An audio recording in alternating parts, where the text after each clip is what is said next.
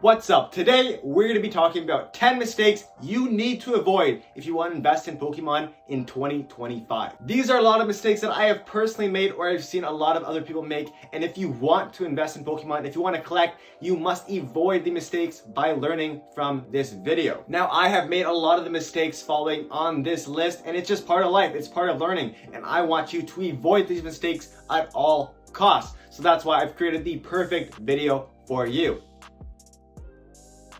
Now, the first one may trigger you a little bit, but it is 100% accurate and true, and that is don't buy junk. What does that mean, don't buy junk? What that means is basically don't be buying these collection boxes, these tins, these mini tins. There are some ETBs that are also not the great investments. Don't be buying PSA 8s and 9s or singles that aren't very valuable or very in demand. Now, this may sound like a very, very harsh thing to say, but if you truly want to invest in Pokemon, you have to be buying booster boxes. Booster bundles are pretty good, and sometimes blister packs are okay, but booster boxes are always king. And the reason for this is obviously if you want to go and sell that collection one day. Let's say you have $100,000 worth of Pokemon product in collection boxes and ETBs and some blister packs, some mini tins, some singles, some PSA 8s, some PSA 9s. If you have that and you want to sell it all out to one person, they are not going to give you 100%. They're not going to give you 90%. They might not even give you 75%. They'll often give you 60 to 70% for that collection, not because it's worth so little. It's because it's really hard to get those products and actually sell those products easily. These are products that people don't really want. They don't really care about. They don't enjoy. And that's why you have to be buying something like booster boxes. If you have $100,000 worth of booster boxes in demand or not even demands, things like Rebel Trash, Rebel Clash, Steam Siege, even the crappy booster boxes are still better than most collection boxes. If you have $100,000 worth of booster boxes, you will get 90 to 95% guaranteed, because booster boxes, they're evergreen, they're in demand, and they are the perfect investment. The next mistake I see a lot of people making is if it's too good to be true, it probably is. Now, I talked about this in a previous video. You can click that one below. But the thing is with this, it sounds so easy. It sounds so obvious. Yes, of course, don't buy something that's obviously a scam, but it's really, really tough. It's hard to pick out things that you think maybe not a scam. It is really, truly hard. Now, I've made this mistake in the past before. I remember when I was looking for Pokemon 151 booster bundles, I went and found something on Marketplace for around, I think it was $300 for 6 booster bundles, and that is $50 a piece. And this is Canadian dollars. That's more like 40 or 35 USD. So it was a very, very good deal. And what I did is I also saw they had Evolving Skies, so I bought some Evolving Skies for really under market price. And again, yes, it sounds so obvious. It sounds so easy when you're up front and you're looking back at it. But when you're in the moment and you see this good deal and you're kind of FOMOing a little bit, it is very easy to fall for these traps. So if it's too good to be true, if it's 30, 40% under market for something that is obviously way more valuable and in demand, then it is a scam. You see something on eBay where maybe not very many good reviews. If you see someone who doesn't really sell much Pokemon and they have some like crazy Charizard for under market, then they're most likely going to scam you. Because look, the world is full of scammers and I don't want you to get scammed at all. So the best thing to avoid is often just to forget about the scams. Or if you are very confident, then you can use PayPal, goods and services. What this does is, worst case scenario, you do get scammed, there's a chance for you to get your money back with this whole goods and services. They basically charge an extra 3% and they allow you to maybe get your money back. The next thing I see a lot of people do that goes hand in hand with the previous is don't double buy. What this basically means is if you buy something from, let's say, a person from Japan, you buy a booster box of the newest set, Destined Rivals. If you buy that set and it hasn't arrived with you, but then they give you this new deal and it says basically, we can give you this other set for 20% off. Would you like that as well? The thing is with that, you don't want to do that. You want to make sure the product comes to you first and then you buy the new product. You don't want to commit to 2 or 3 or 4 or a bunch of different products before you get the first one. You want to test them out to just make sure they're reliable, they're truthful. This might sound super obvious and super easy and super random, but guess what? This happens to some of the biggest creators in the world. Mystic Rips. This is one of the biggest shops, the biggest YouTubers. He has a Pokemon channel with 2.5 million subscribers. He got this exact rip-off happen to him. He was buying some booster boxes for like $50,000. And what the person did is before it arrived, they were offering some other boxes for another like couple 50,000 or whatever it was, and they kept piling stuff on and he kept buying. And before any of this stuff was shipped, he had bought all this product and it was never sent to him. So he got completely scammed, completely bamboozled by this system. What you want to do is make sure you get these cheap products first, make sure they're reliable and truly the best source that you're going to be buying from. Next up is do your research. Doing your research is the most key and fundamental point of this entire hobby. It goes hand in hand with trusting your gut feeling. Now, this is so important because there are hundreds of YouTubers every day telling you what to buy, what to sell, what to invest in. Even me, I'm telling you what to buy and what to sell. And guess what? It's all up to you. It's all about your market, your mind, and what you want to invest in. If you love singles so very much, and I'm telling you never to buy singles, then you could still go with your gut feeling, which you feel is best, and you have to make your own research, your own decision. Look at some of the apps like Pokédata, look at TCG Player, look at eBay Sold, and make your own mind up before trusting these YouTubers who maybe not have the best interest out for you. If they're trying to sell Japanese product and they're saying Japanese product is the king, then obviously there's going to be some conflict of interest. So you want to make sure you're trusting your own self more than anyone else because you are truly the king of your own investing journey.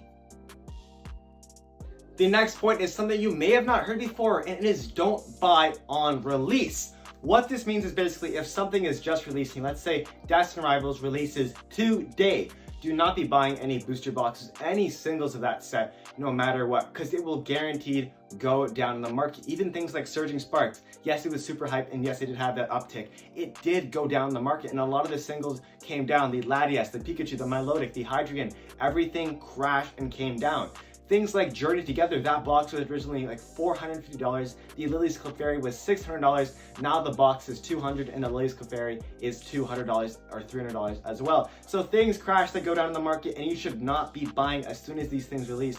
This will happen with Destined Rivals when it comes out. Yes, it may be tempting to secure or purchase that booster box or that Mewtwo, Giovanni's Mewtwo alt art. And yes, it can be tempting, but you have to remember that it always goes down. And if you want to wait for the summertime, which is statistically the best time to invest in Pokemon because that's when the time most people are selling their products and the prices are cheapest, then that's what you want to do. Do not be buying these cards at release. Do not be buying these boxes on release date because they will go down. Trust me.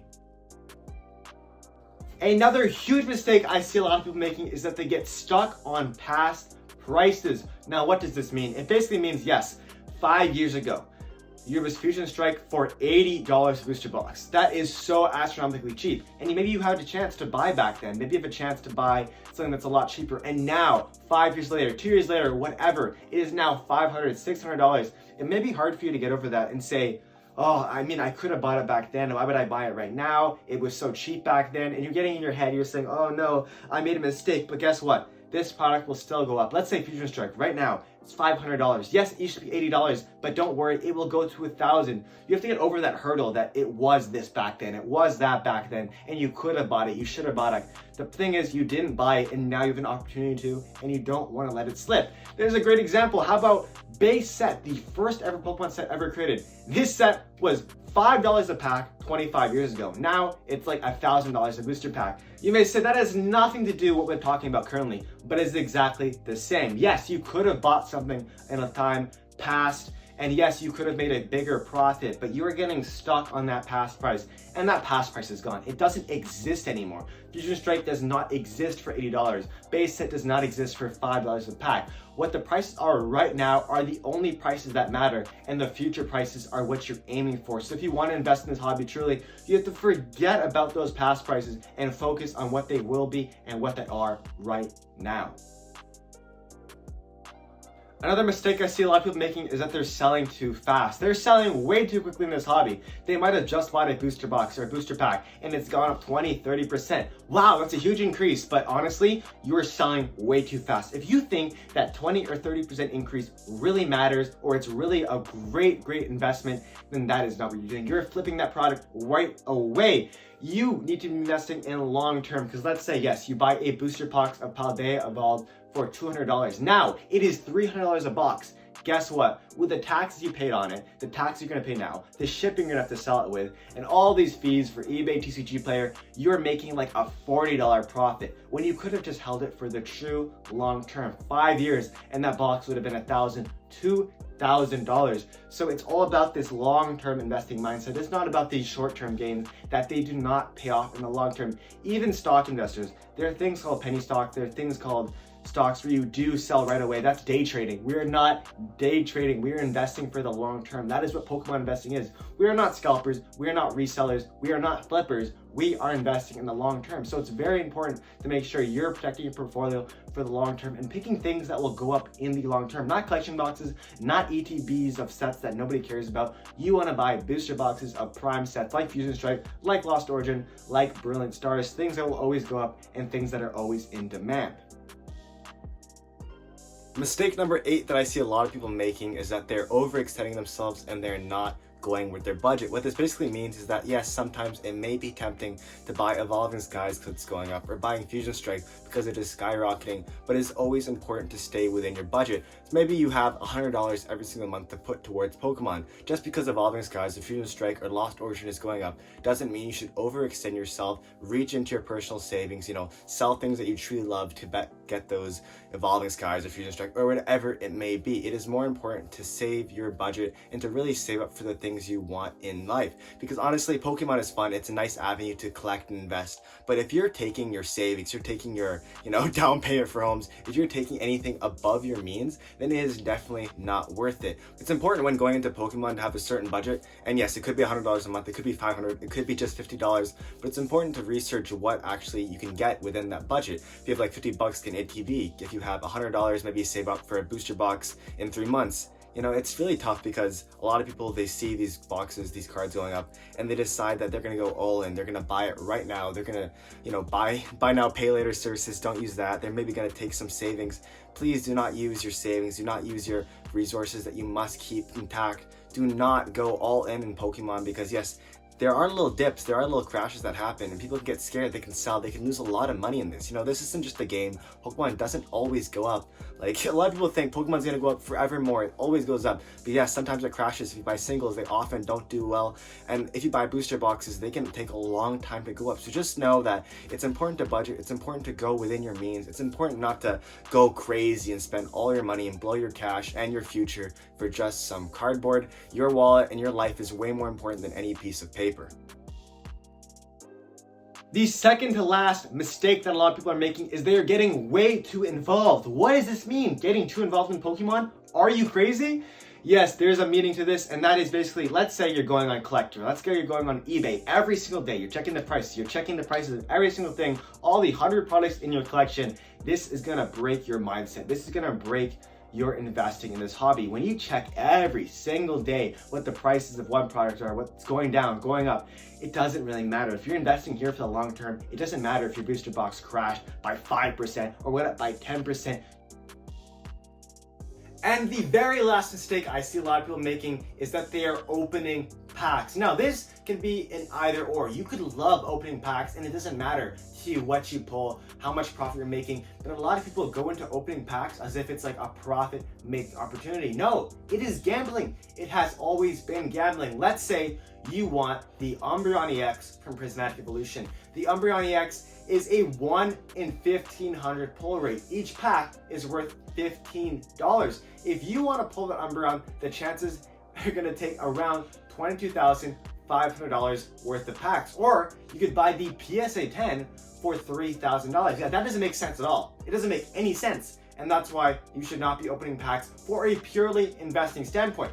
Look, if you like opening packs, go to Purelease. If you like opening packs, buy a collection box. If you like opening packs, then that's up to you. But if you are opening packs so that you can get money out of it, that is not a smart move. That is not a good move, because you will always be on the losing side. It's like gambling. The house always wins. Pokemon will always win and they will always get to you. Because look, sometimes you'll pull that good card, sometimes you'll pull that chase card of the set, but 99% of the time you will not, and it'll eat a hole in your wallet when you could have been saving up for the long term and buying things that were for sure go up, or even the card you really wanted. So this is kind of a 50-50 in terms of mistake and what you should really do, because if you follow this correctly and you only open for fun, if you only enjoy the hobby truly just because you like opening packs, versus if you want to make a profit, these are two different things, and you have to make sure you are on the right side of this equation. Those are 10 mistakes you should not be making when investing in the Pokemon TCG in 2025. I hope you guys enjoyed this list. These are all mistakes I have personally made or I've seen other people make in the past, so I want you to avoid this at all costs, because I want you to have the best investing and collecting experience possible. Subscribe so you don't miss any of my future investing videos. Give the video a like and comment down below, because I will be answering every single comment that comes my way and giving my own unique perspectives and opinion on what you guys are asking. I appreciate all of you for watching the video and hope you have an amazing day. Peace!